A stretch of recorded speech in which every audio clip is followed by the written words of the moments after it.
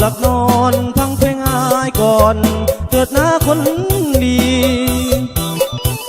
ยามผัวน้องจากน้องนางอย่าเศร้าโศกีจงมาเอาอายน้องจะบ่มีความทุกข์ละทนสงสารเหลือทนสาวแม่อ่อนน้ำตาน้องไหลท่วมอ่อนสาวแม่ห่างอ่อนผู้ห่างลาไกลเจ้าเถิดนะน้องเมื่อทองน้องอย่าห้องไห้อายเองก็ยังเห็นใจสาววายให้นวลนางเป็นแม่ห่างผู้ห่างของน้องยังงามอายขอติดตามคนงามนั้นเมื่อถึงงาน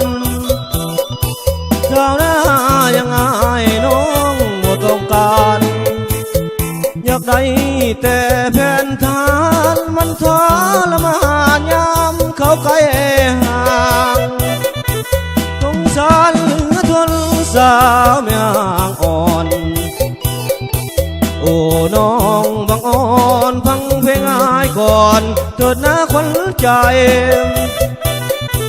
ยามผัวน้องจากน้องนางอย่าซ้ำทรงในจงฟังเสียงอายเลไล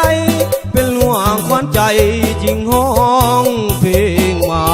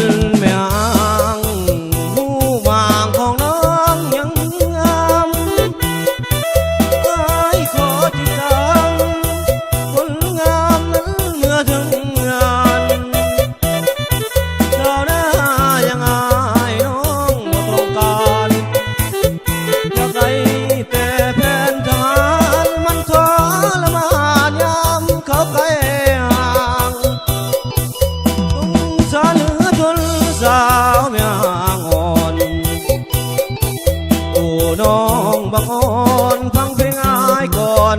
เถิดนะขวัญใจยามผัวน้องจากน้องนางอย่าซ้ำทรงในจงฟังเสียงอายเลไลเป็นห่วงขวัญใจจริงห้องเพลงมา